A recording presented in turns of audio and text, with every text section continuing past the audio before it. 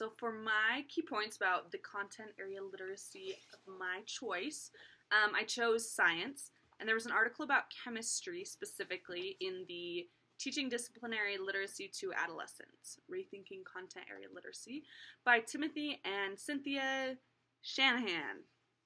And so it began by talking about the need for literacy, especially like high-level literacy skills in science aspects, because they did a study where adolescents are reading at the same level or even worse than they were a generation ago. And so the need for these skills is increasing, but our ability to perform is decreasing.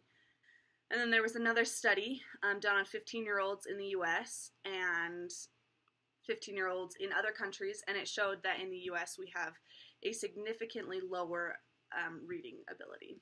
And so this might be due to the fact that there's very few set standards for literacy in science areas, and that in secondary education there's little parent involvement, and that there's also very few programs that are specifically designed to help those who are struggling. And so some things that this article talked about that we need to emphasize in science literacy is the ability to pronounce and interpret challenging words, because there's a lot of words that they're not going to know, but they need to know the roots and foundations and be able to build on that. And so to build on that foundation, they need to understand basic literacy things, and then intermediate literacy, and then disciplinary literacy, which is what we need to focus on as secondary education science teachers.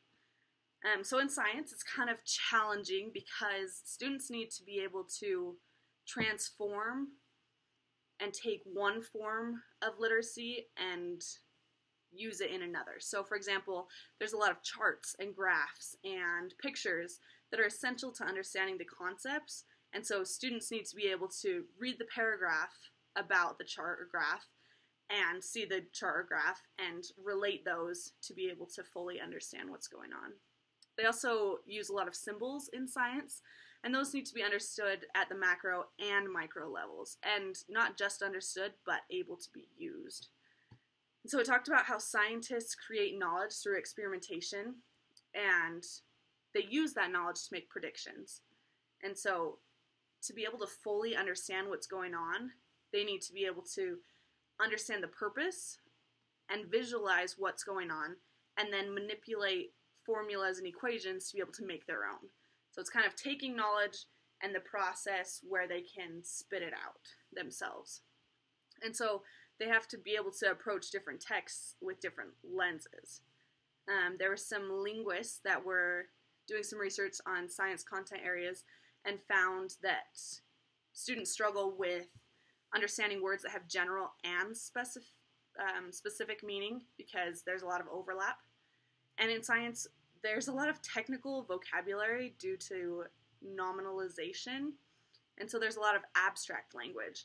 And so these students are learning the vocabulary, but then they're not able to apply that vocabulary to other problems in the world, in other solutions. So those are some of the struggles that students have and some of the things that we need to be teaching them.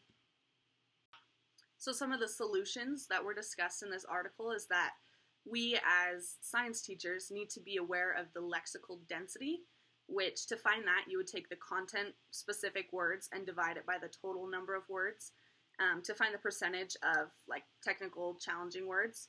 And then with those challenging vocabulary words, students need to understand the processes behind it. They need to understand how to use those words and what the process behind it is. So they can know the word photosynthesis, but they need to understand all the depth and the process of how photosynthesis works in order to be able to understand the vocabulary.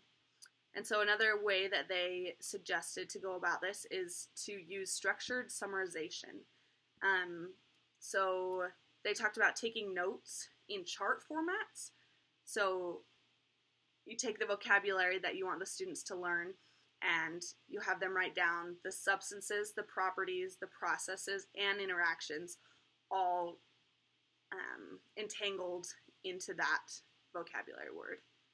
And so it seems a little challenging, but I think with some of their solutions and some of the processes that they talked about, that it's definitely something that I want to incorporate into my education, and I think it'll be very beneficial.